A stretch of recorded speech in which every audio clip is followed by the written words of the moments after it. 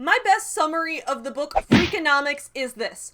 It is an anthropomorphized Gish Gallop bound together in the form of a book. It's kind of like how last year when I reviewed the God's Not Dead movies, I called their plots nothing more than just a glorified strawman fallacy in narrative movie-style form.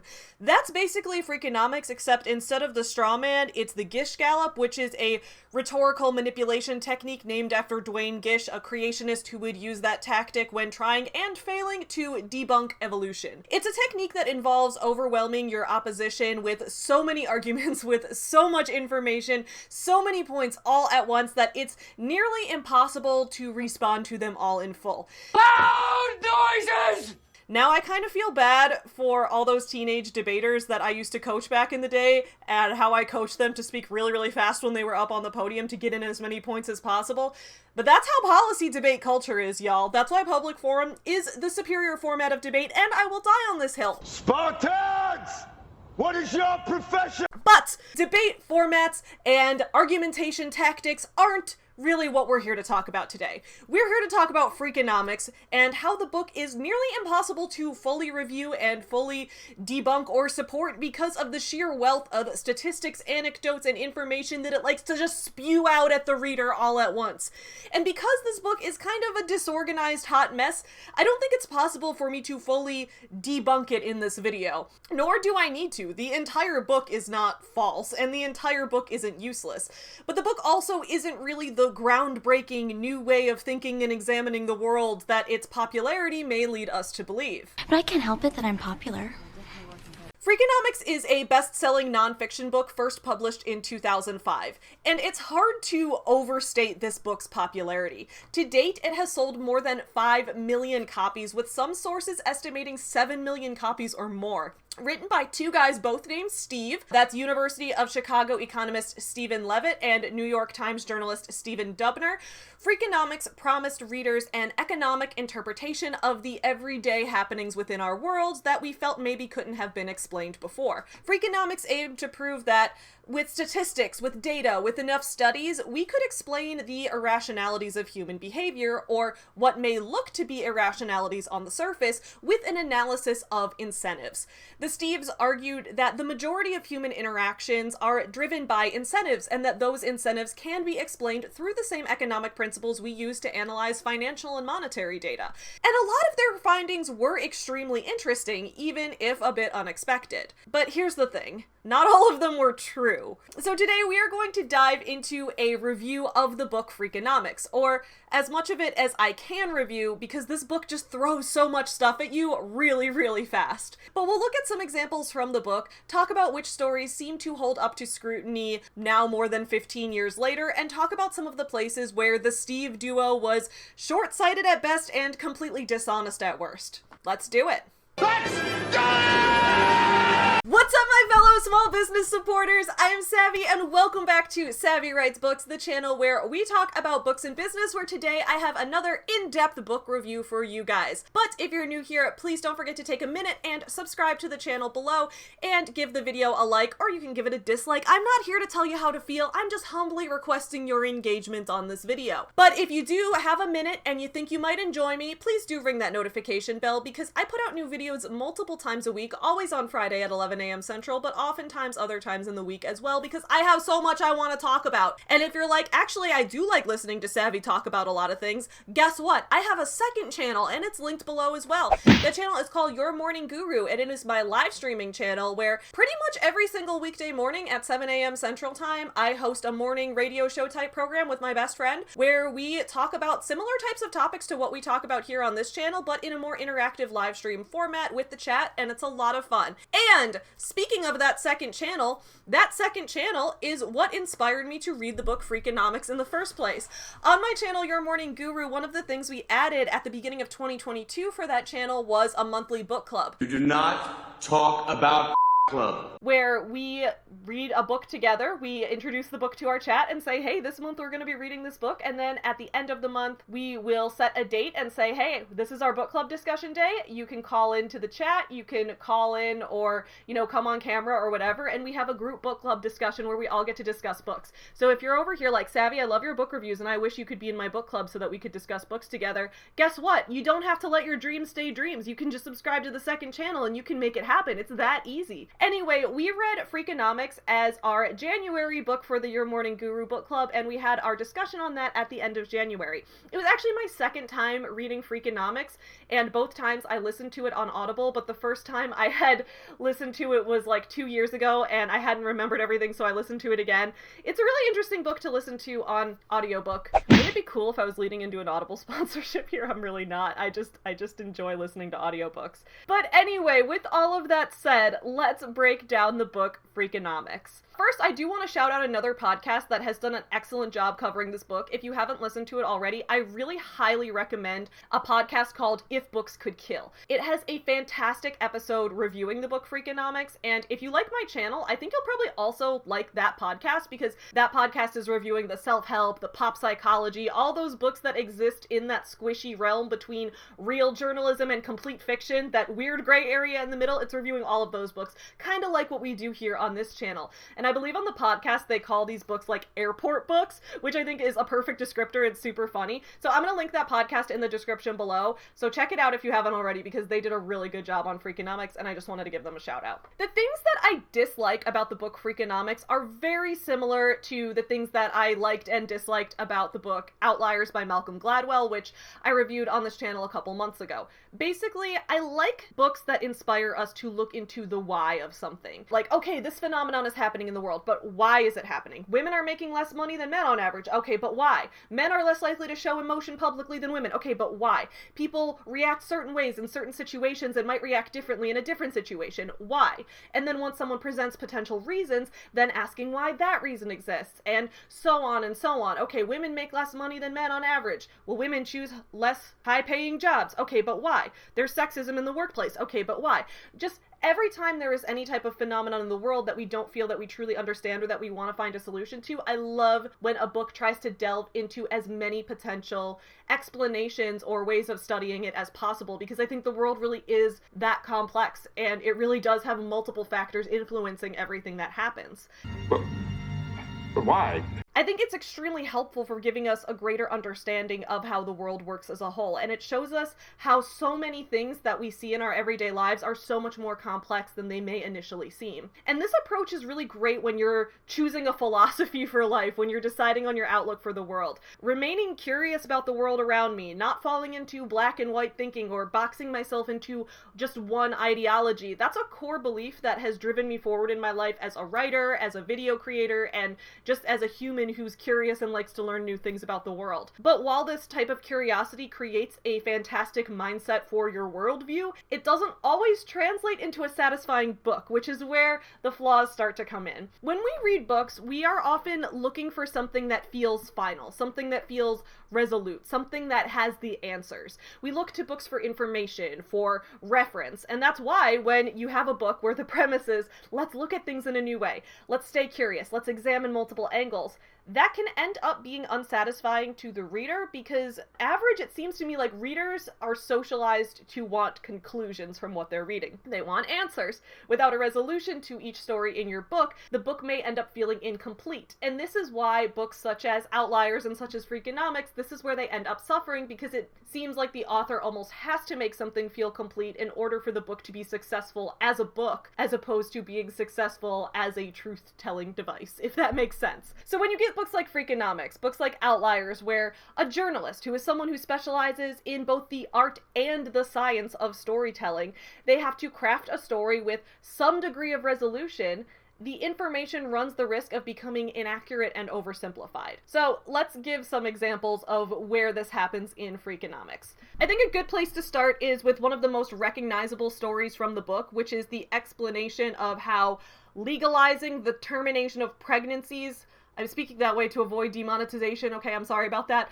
but how that legalization led to a decreased rate of violent crime in the 1990s. The book begins with this discussion of how, in the 90s, we experienced this huge drop in crime, and a lot of people couldn't seem to explain it. They couldn't seem to find out why that happened. And after examining whether it was increased policing, stricter laws, or any other factors, whether they could be responsible, everyone just kept coming up blank. But then the Freakonomics authors, one of them, Stephen Levitt, in one of his research studies, one of his papers that he did, he discovered something, right? The 90s, that decade, was 2 decades after the Roe versus Wade Supreme Court decision, meaning that starting in the mid-70s, more women who maybe didn't have the means to raise children, they now had that option to terminate an accidental pregnancy. The book argues that because those children were never born, 20 years later, when they would be in the exact age range when most crimes are committed, as the majority of like super young children and super elderly people aren't normally the ones going out and doing the most violent crimes. It's usually like people in their 20s for the most part, that because those impoverished young adults, those young adults who wouldn't have had present parents, because those people never existed, they never committed those crimes, and it was better for society overall. Society. It's either a nice story or a really fucked up one, depending on your outlook. It's either saying like, hey, look, here's why bodily autonomy for women is good for society as a whole. Let's look at this as a collectivist approach. Or it's saying, hey, isn't it great that future criminals were never born? And that can lead into some really weird, like, poverty eugenics shit if you look far enough, so we're just not gonna look at it that way at all. Just don't look. Just don't look. But no matter which way you view this story, it really doesn't matter because it isn't completely true. Or I guess I won't say that it's untrue. It's not necessarily false. It's just incomplete, like everything. And I'll admit that I was really taken in by the story when I first heard it. When I made a video in the past on this channel about the importance of Roe versus Wade, I even cited this story as a potential reason for a collectivist approach as to why Roe versus Wade needed to stay intact, right? What I hadn't considered is that while the research in this book doesn't really outright lie, it can be incomplete, which is what sucks about kind of this entire genre of pop sociology style books, the finality that it presents. So this is from the Wikipedia page about the criticism of Freakonomics that it's received, and this kind of breaks down some of the issues that went on with the initial research about determining that as a final solution to all of this. So it's talking about here with other economists that have then studied this, and it says, they argue that the results in Donahue and Levitt's abortion crime paper were due to statistical errors made by the authors, the omission of state-year interactions, and the use of total number of arrests instead of the arrest rate in explaining changes in the murder rate. When the corrections were made, these other economists argued that terminating pregnancies actually increased violent crime instead of decreasing it and did not affect property crime. They even concluded that the majority of women who had access to this service in the 1970s were middle-class white women rather than low-income minorities, as Levitt stated. This was, as they stated, because white middle-class women had the financial means to do this, right? The Economist remarked on the news of the errors that for someone of Mr. Levitt's iconoclasm and ingenuity, technical ineptitude is a much graver charge than moral turpitude. To be politically incorrect is one thing, to be simply incorrect quite another. In January 2006, Donahue and Levitt published a response in which they admitted the errors in their original paper, but also pointed out that the correction was flawed due to heavy attenuation bias. The authors argued that after making necessary changes to fix the original errors, the corrected link between these two things was now weaker but still statistically significant. And then the other people soon produced a rebuttal of their own and said that even after analyzing the data using the methods that were originally recommended, the data does not show a positive correlation between these two things, and they're quick to point out that this does not necessarily disprove Levitt's thesis, however, and emphasize that with data this messy and incomplete, it is in all likelihood not possible to prove or disprove the conclusion. We call it a draw.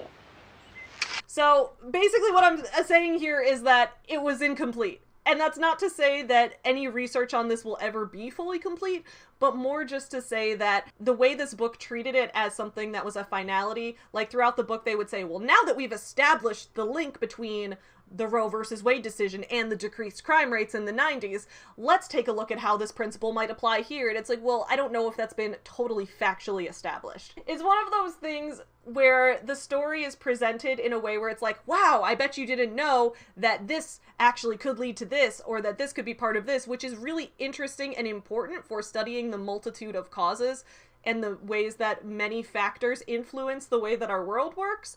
But when presented as this factual, like, final answer, it can be a little bit inaccurate. So, is it possible that this link there truly does exist as the Freakonomics authors say that it does?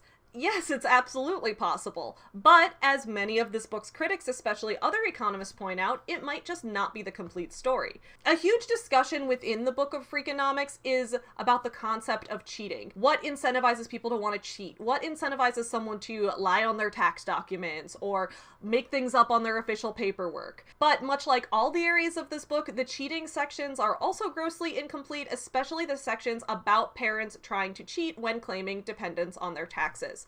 Here is a quote from the book Freakonomics about cheating on taxes. Some cheating leaves barely a shadow of evidence. In other cases, the evidence is massive. So kind of right there pointing out this is true. This is definitive. This is the evidence, right? They're presenting this in a very finalized type of way. Consider what happened one spring evening at midnight in 1987. 7 million American children suddenly disappeared. The worst kidnapping wave in history? Hardly. It was the night of April 15th, and the Internal Revenue Service had just changed a rule. Instead of merely listing each dependent child, tax filers were now required to provide a social security number for each child. Suddenly, 7 million children who had existed only as phantom exemptions on the previous year's 1040 forms, vanished, representing about 1 in 10 of all dependent children in the United States. So here Freakonomics is claiming that these parents were cheating, that they were claiming fictional children on their taxes. Obviously, these parents were just trying to make extra money from the government or skimp on their taxes, so they made up these fake dependents because they didn't have to prove it. And then when they had to prove it, suddenly they couldn't, and all of those children disappeared. That must have been what happened, right? Well, Freakonomics doesn't really provide proof of that specifically. While that is the conclusion that the book is telling us to draw, remember this is a chapter about cheating and it did say that the evidence was massive, there really isn't any definitive proof of cheating. It's just as easy to assume that this was an honest mistake. Remember, this took place in 1987. 1987 was the year that suddenly people had stopped listing children on their taxes because that was the first year that they were required to list their child's social security number. But here's the thing, it wasn't until 1989, 2 years after this big disappearance, that newborn children were even automatically issued social security numbers. So it's just as possible that many of these children didn't have social security numbers yet in 1987, and that by tax season their parents had just run out of time to go through all the paperwork to get them one, and they at the last minute were just like, I guess I can't claim them on my taxes because I wasn't able to get my child a social security number. Now, I'm not claiming that Steve and Steve are necessarily lying. I've linked an article about this, breaking this down in my sources below. So in my description in the sources section, you can see an article that I linked from Snopes that delves into the specifics of this situation a little more. And that Snopes article acknowledges that the whole babies didn't even automatically get social security numbers until 1989 thing could absolutely be a factor. But then the article does go on to explain why a significant portion of these missing children actually could be attributed to fraud, just like our buddies Steve and Steve say. But that's kind of my entire point here. It's not that this book is just filled to the brim with lies. It's not that this book is useless trash that two Steves just pulled out of their ass to make a quick buck. The book really is filled with research. It's filled with tons of sources, well-cited studies, interesting analysis, but it's incomplete analysis that presents its research with a finality that can't truly be verified.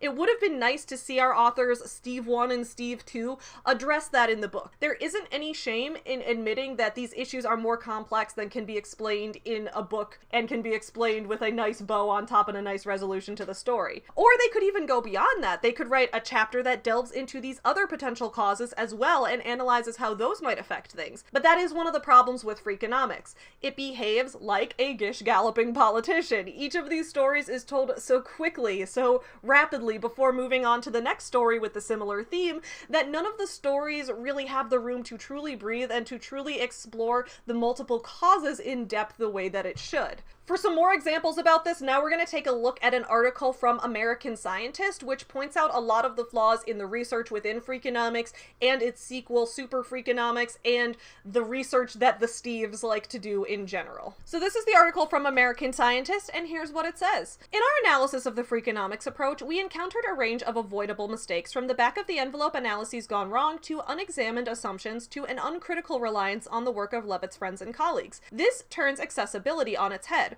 Readers must work to discern which conclusions are fully quantitative, which are somewhat data-driven, and which are purely speculative. So here's an example: the case of the missing girls.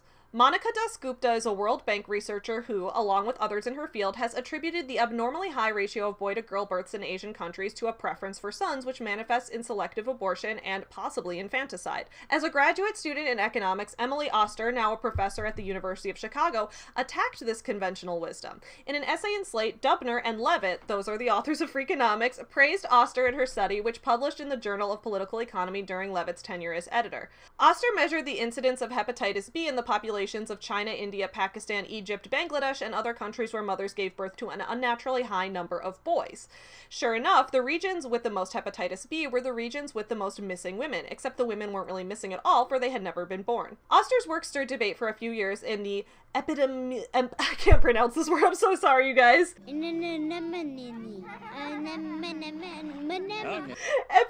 Epidemiological literature.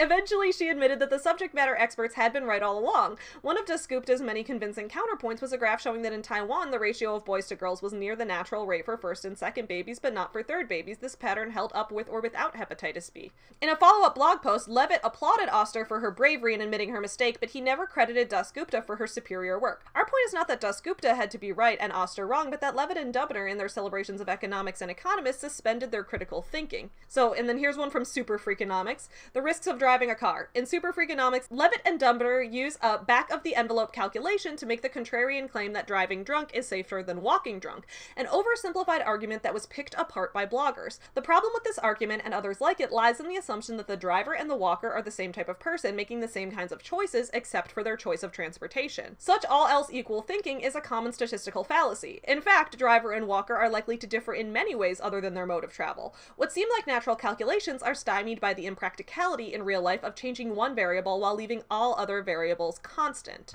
And then one more from Super Freakonomics. In the same discussion in Super Freakonomics, Levitt and Dubner write, a US-born boy is roughly 50% more likely to make the majors if he is born in August instead of July. Unless you are a big believer in astrology, it is hard to argue that someone is 50% better at hitting a big leaf curveball simply because he is a Leo rather than a Cancer. But you don't need to believe in astrology to realize that the two-sided probabilities are not the same. A .300 batting average is 50% better than a .200 average. In such a competitive field, this difference in batting averages between a kid who makes the majors and one who narrowly misses out is likely to be a matter of hundredths or even thousandths of a percent. Such errors could be easily avoided. And then, in Super Freakonomics, Levitt and Dubner introduce a British man, pseudonym Ian Horsley, who created an algorithm that used people's banking activities to sniff out suspected terrorists. They rely on a napkin simple computation to show the algorithm's great predictive power. So this is the quote from it. Starting with a database of millions of bank customers, Horsley was able to generate a list of about 30 highly suspicious individuals. According to his rather conservative estimate, at least 5 of those 30 are almost certainly involved in terrorist activities. 5 out of 30 isn't perfect. The algorithm misses many terrorists and still falsely identified some innocents, but it sure beats 495 out of 500,495. The straw man they employ, a hypothetical algorithm boasting 99% accuracy, would indeed, if it exists, wrongfully accuse 500,000 people out of the 500 million adults in the United Kingdom. So the conventional wisdom that 99% accuracy is sufficient for terrorist prediction is folly and has been pointed out by others such as security expert Bruce Schneier. But in the course of observing this narrative, readers may well miss the spot where Horsley's algorithm also strikes out. The casual computation keeps under wraps the rate at which it fails at catching terrorists. With 500 terrorists at large, the author's supposition, the great algorithm finds only 5 of them. Levitt and Dubner acknowledge that 5 out of 30 isn't perfect, but had they noticed the magnitude of false negatives generated by Horsley's secret recipe and the grave consequences of such errors, they might have stopped short of hailing the story. The maligned strawman algorithm, by contrast, would have correctly identified 495 of 500 terrorists. This unavoidable trade-off between false positive and and false negative errors is a well-known property of all statistical prediction applications. Circling back to check all the factors involved in the problem might have helped the authors avoid this mistake. So those are just a couple examples of how regularly in their work the Steves tend to rely on an oversimplified version of the data or not consider all factors as thoroughly as they should and present it with this type of finality in their writing. Now, I have admitted that while I don't agree with every conclusion that the Steve bros draw in this book, that I can admit that the majority of the research in it does seem honest. But there is one place where this book does seem to have just straight up extremely sketchy information, and that is chapter 6, the racist chapter. Let's go into it. So one of the biggest critiques I've seen of the book Freakonomics is a claim that the book has a racist and sexist angle to it. Now, it's very easy to write off that criticism as saying, yeah, well, obviously this book might have some answers that people don't like. It might show numbers and facts and statistics that show that different demographics may experience different outcomes in life, and that doesn't mean the book itself is prejudiced. Facts don't care about your feelings, checkmate, atheists. But that's why I think it's important to look at some of the research that the book itself used and evaluate some of the choices that the authors made. Whenever someone reports a story, they choose which facts to present in that story and which facts not to present. They choose the specific language they use to tell that story, and they choose that story's tone and that story's overall presentation. So let's look at the most blatant example of this, the racism of Freakonomics. On the surface, Freakonomics really does look like a book that doesn't support racism. Rather, the book regularly examines why people of various racial backgrounds may end up in different situations with different outcomes, and through finding the why, it attempts to help solve these problems. Seems pretty not racist to me, right? But that's until you look at some of the sources for what's actually being reported in the first place. Yes, we are talking about Chapter 6 here. Chapter 6 of Freakonomics is all about naming conventions and how different racial demographics often name their children differently, and then how those names might affect the child as they grow up and go through life. This chapter is called, I'm not joking here, this is really what this chapter is called, you guys. It is called, Would a Rashonda by Any Other Name Smell as Sweet? Thanks, Steve Squared. This chapter analyzes the most common names that white parents give their children, often names that come from European versions of the Bible, names like Michael, John, etc., versus the names that black parents are more likely to give their children, names like Imani or Deshaun, which are almost never seen in white children. The first problem in this chapter, though, begins at the very opening, when Steve and Steve try to tell us some of the most ridiculous and obnoxious black names that they've heard before. This discussion at the beginning of the chapter first introduces us to a set of twins named Orange Jello and Lemon Jello, which their silly parents pronounced Orangelo and Lemangelo. They give this as an example of how ridiculous black parents can be sometimes in trying to come up with the craziest possible names for their children. Only one problem here. Those twins don't actually exist. The orange and lemon jello story is a very old myth that people like to pass around. It's a joke that would fit into the same tone and same genre as, your mama's so ugly. How ugly is she? She's so ugly that Bigfoot is scared of her. It's not a real thing. It's not a real example. And the fact that they included it as a way to portray black parents as ridiculous when the story isn't even true, it's a well-known, like decades old joke, that's suspicious at best and extremely racist at worst. But it doesn't even end there. The book also talks about a black child named Shatid, spelled like shithead, and their source for this supposed child's existence, a radio call-in show where someone claimed that they hated that their niece had the name Shatid. Yeah, the whole shithead as a name thing is another like vaudeville style joke that has been around forever. Someone probably called into the radio to say that as a prank. It's not real. And it was so fucking weird to just hear these guys treating these examples as if they were true. At one point too, oh my god, I almost forgot about this. At one point too, they talk about a young girl whose name is Temptress, and they talk about how when she was a teenager got in trouble for prostitution. And then they made this joke where they're like, someone asked her mother, did you think that would happen when you named her? And I was like, what?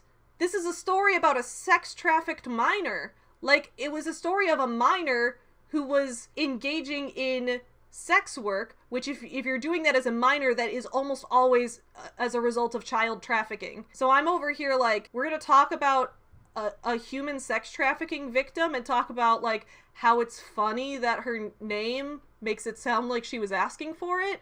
Like, I was like almost about to explode when I heard that story. It's just extremely gross. So I was like, I guess that one is point one for racism and sexism all in one. Good job, you guys. Now, those are the more egregious examples, and those were all pretty much in the opening of chapter 6, just at the beginning. Potentially, I guess someone could say they're there to grab our attention, which is absolutely no excuse for providing false and racist information in your book, but that doesn't mean that we need to throw out the whole chapter, right? No, it does. The whole chapter's racist. The whole thing is. We're going to keep going into it. It continues to explore why black parents give kids black names and why white parents give kids white names. One of the assumptions that the book seems to operate under, without necessarily providing proof for it, is this idea that black parents are giving kids black names, and that those black names are treated as unusual by default, and that they're giving their kids these names as some way to, like, gain clout and status within black communities. But what's extremely weird is that the book never once considers or addresses that maybe black parents are naming their kids exactly the same way that white parents are, and they're just coming up with different names. That black parents, their logic behind choosing a name is the exact same process. It's not to gain clout. It's not to make your name as weird and unusual as possible. It's that a lot of stereotypically black names have a history within black cultures and heritage, the same way that stereotypically white names often have a history within European cultures or family heritages and things like that. I even just looked it up on a baby naming website as I was preparing for this video. The name Rashonda, which was used in the chapter's title, is a name that comes from African origins, the same way that John is a name with European origins. And it's really weird how the authors would just assume that black parents are giving their kids different or strange types of names on purpose, as opposed to giving their children culturally significant names that have meaning to their families. While Freakonomics attempts to be factual and objective, there are so many places where the clear bias comes through. And in addition to the racism we just discussed, I found that the way that this book treats women and the way that it reports on women and issues that women disproportionately face to be incomplete and pretty carelessly presented. We talked about the example of the girl named Temptress earlier, but there's another one I want to talk about when it comes to SA statistics, and I actually think there was a great breakdown. The way that a specific Goodreads reviewer broke this down was really good, so we're going to take a look at her review. This is from a Goodreads reviewer named Emily May, and I think it summarizes a lot of this book's issues with women quite well. Let's take a look. So she says, I won't deny that this is a very interesting, compelling, and thought-provoking book, even for someone like me whose general response to economics is snore, and it's mainly because Freakonomics is not really about economics, but involves applying statistical analysis to many social issues and questions. Very easy to read. Then she goes into some of the things she likes about it, which is cool. Anyway, my issue with this entertaining book is that I think it may be, to be frank, bullshit. Not all of it, sure, but definitely some of it. The writers state their points very confidently, some might say with a touch too much smarm, but it requires you to take a lot of what they say on faith, and some of the jumps they make between statistics and conclusion don't quite add up for me. I know many others have felt the same. But here was the thing that really got me, the thing that made me smell bullshit. I'm fairly confident that they said this is not rooted in any truth. And let's be clear, I am a total noob when it comes to most statistics and economics, so if even I can spot something a bit off, it really makes me question the rest of it. Here it is. This is the quote from the book. Women's rights advocates, for instance, have hyped the incidence of SA, claiming that 1 in 3 American women will in her lifetime be a victim of this thing. I'm not going to say it out loud. You can see the word. It starts with an R.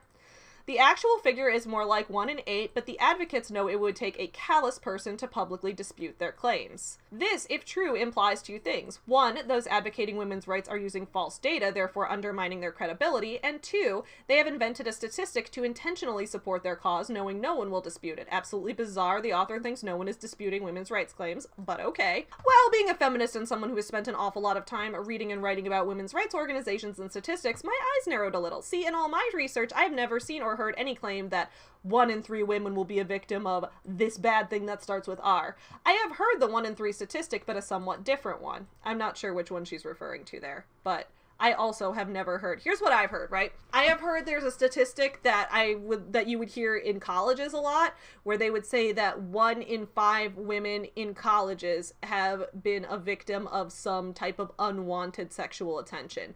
And that's not just the thing that begins with R. That also involves things like someone trying to kiss you when you don't want it, or someone sexually harassing you. Like, the surveys that this data came from with the 1 in 5 statistic came from surveys that included like any type of unwanted sexual attention, including like harassment and catcalling and things like that. And it wasn't just about specifically that. So I've never heard any feminist, myself included, share a statistic that 1 in 3 women will be the victim of that specific violent crime. So again, I don't know. It does sound like they're saying like, oh, women's rights advocates will hype it up with this statistic. That seems kind of like strawmanning the feminists over there. I've never said that, and I don't know anyone who has, just kind of like what this woman is saying. So she continues about this. So she says, so obviously I went to look it up. I spent a couple hours going through Google and every women's rights organization page I could find, trying to uncover a single case where that statistic was used.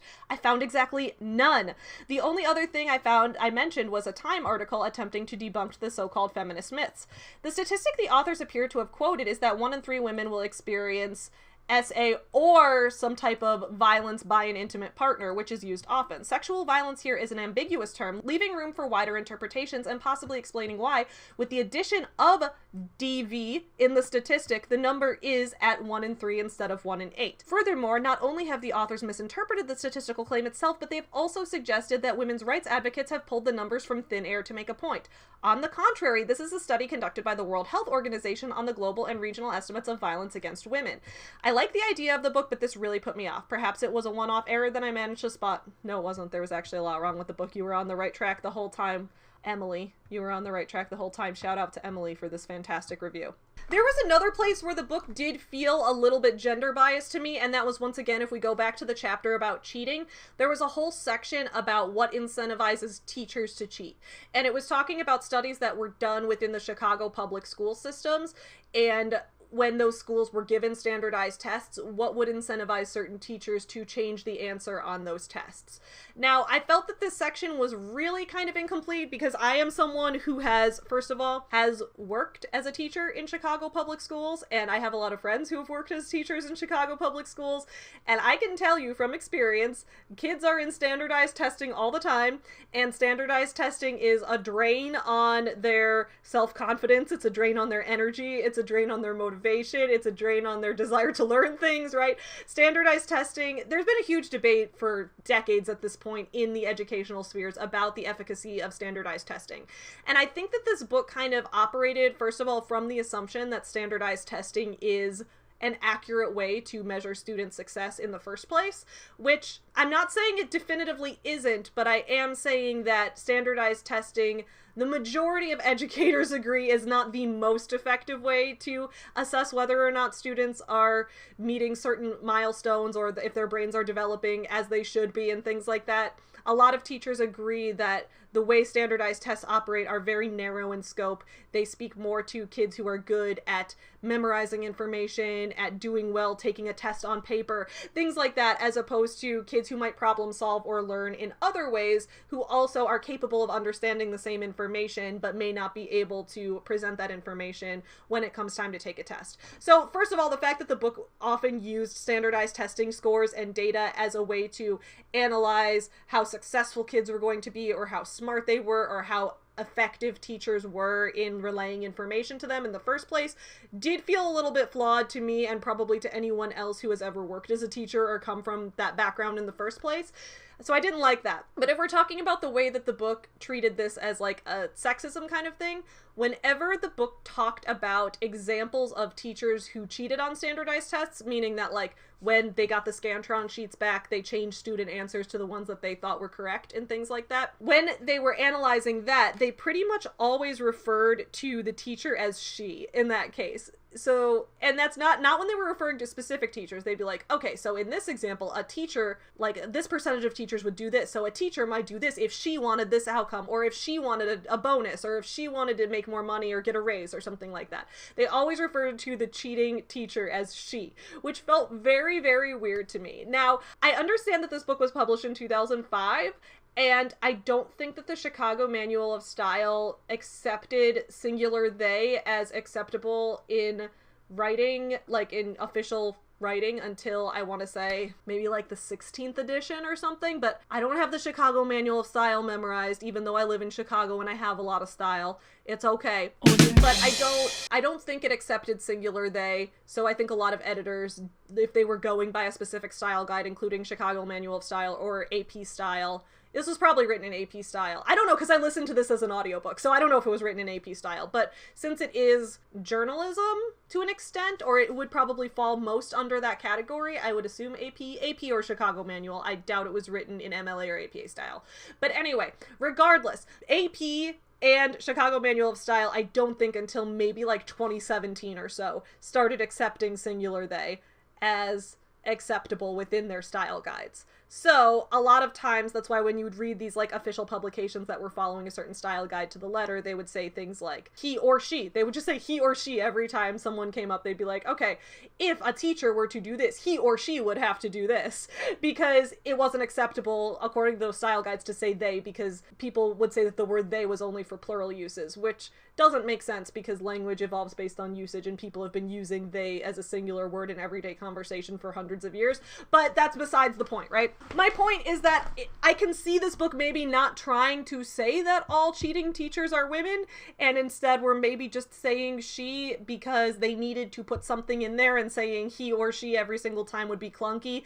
And in 2005, the majority of copy editors for official publications like this would not accept a singular they. So that could be why it was. However, at the same time, I'm like, why not alternate then? A lot of times it might be like, this teacher might do this if he wanted this, or might do this if she wanted this, and you, like, if there's the understanding that these are all different hypothetical teachers, why not just make it up as you go and alternate it? But instead, they just said she every time. So that, to me, that made me feel like they were trying to imply that they thought that the lying teachers were mostly women. I could be wrong, though, and maybe I'm reading too much into that. But along with that section, I really did have an issue with the way that it was treating test scores as this kind of be-all, end-all, as a metric that we can use, and I thought that it was pretty short-sighted in its understanding of education and pedagogical theory and things like that. But with all of that in mind, I do really quick, before we wrap up this video, I want to talk about a few things I did like in this book, because like I said, it's not all negative. I think this will probably be like a 2.5 to 3 star read for me. I don't know how I'm going to rate it just yet. First thing I liked in this book, in the chapter about cheating, there was a really interesting section about sumo wrestling, and I found that really interesting because almost all my friends love to watch sumo wrestling and they're really into it. So I had some interesting conversations about the finding in sumo wrestling. Basically, there was this section where it talked about how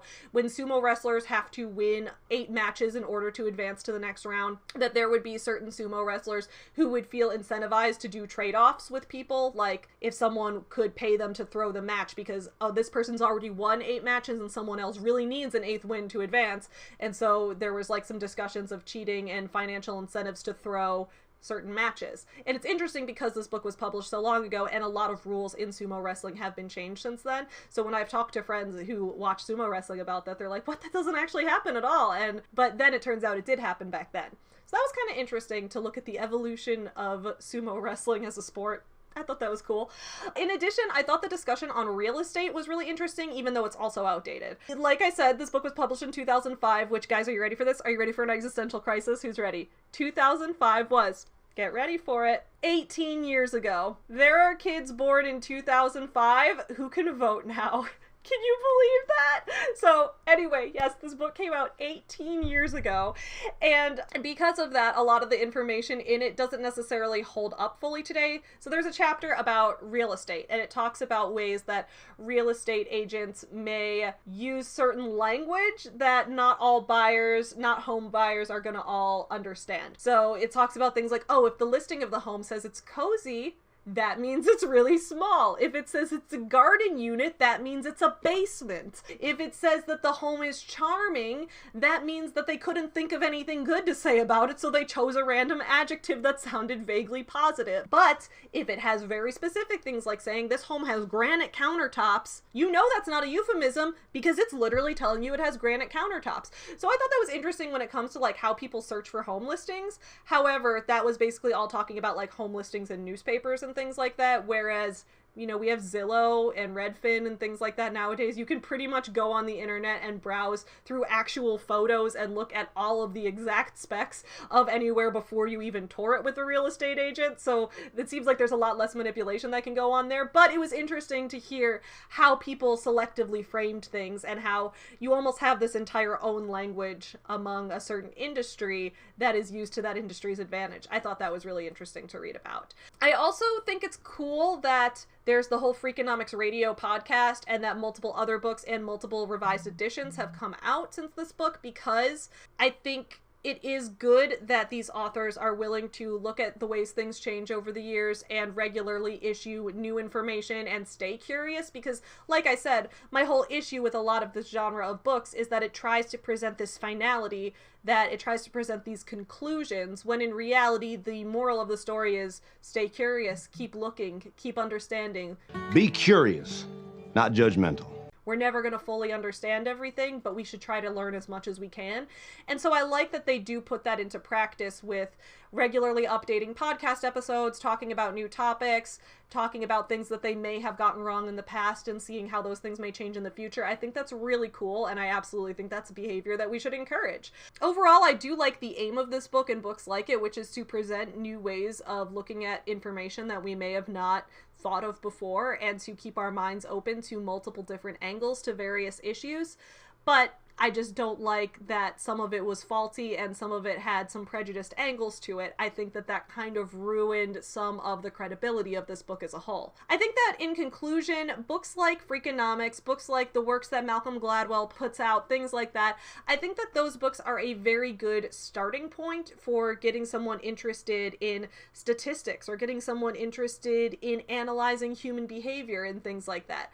But I think that they should never be treated as the be-all, end-all. And I don't like that, I guess kind of like the If Books Could Kill podcast calls them, like these airport books that are presented as these big mega bestsellers. They're the must-read book, and they're these pop psychology, like, wide-ranging book for a mass audience, which is good, but they're almost marketed as this book's going to give you a bunch of answers, as opposed to this book is going to present some alternate ways of thinking about something, and then it's up to you to continue the research. And I wish that the book had presented things that way instead. The data in this book is interesting, and a lot of it is true, and a lot of it checks out, but a lot of it is also incomplete, and I don't think we should treat a lot of it as conclusive, which if the book had approached it that way, as none of this is conclusive, but here are some other ideas we can look at, that wouldn't have made it as flashy of a book to sell. That would probably make it harder to market from the publisher angle, but it would have also made it more accurate in the end, which is kind of why I like the direction that the authors are going with podcasting and doing radio shows and formats like that, because those are things where there isn't as much of an expectation of finality. There isn't as much of an expectation of I'm going to listen to this and have the answers the way that a lot of people approach purchasing a book. So I think that gives them more room to be a little more accurate and more curious about everything, as opposed to trying to draw conclusions. Overall, those were my thoughts on Freakonomics. I'm curious what your guys' thoughts are on Freakonomics in the comments below, so please let me know your thoughts on this book. Overall, I had complex feelings about it, but I think that makes for the most interesting book discussions. Let me know in the comments too if you have suggestions for other books you want me to review, because I have a lot of other books on my radar right now. I'm reading a lot of things, and I'm excited to put out some more book reviews for you guys soon. But I will see you guys again next week for more videos. In the meantime, please continue to support small businesses, keep reading, and stay curious. Bye! I said, be curious, not judgmental. We're on a mission from God. Boom. Roasted. Because the world is run by the man. But I can't help it that I'm popular.